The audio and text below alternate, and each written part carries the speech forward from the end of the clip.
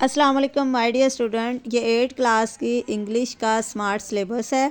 जैसा कि आप सब जानते ही होंगे कि 8 क्लास का इस साल जो है वो गवर्नमेंट की तरफ से ये ऐलान किया गया है कि इनके एग्ज़ाम जो हैं वो पैक की तरफ से लिए जाएंगे। तो इसी सिलसिले में अब ये पैक्टा की तरफ से 8 क्लास का इंग्लिश का स्मार्ट सिलेबस जारी किया गया है, जिसमें उनके जो हैं वो कुछ चैप्टर्स जो हैं वो लेस कर दिए गए हैं। तो ये जैसा कि आप देख सकते हैं, यूनिट नंबर 2 है the great virtue, unit number 3 the twins, unit number 8 setting the quarrel and unit number 9 mountaineering. तो ये जो 4 चैप्टर्स हैं ये अब 8 क्लास ने इंग्लिश में नहीं करने।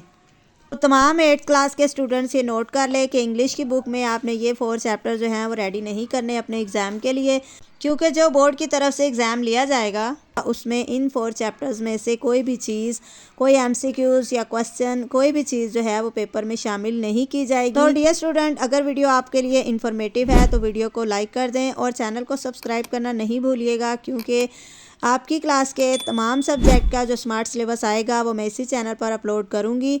मिलते हैं नेक्स्ट वीडियो में, तब तक के लिए अल्लाह हाफिज़।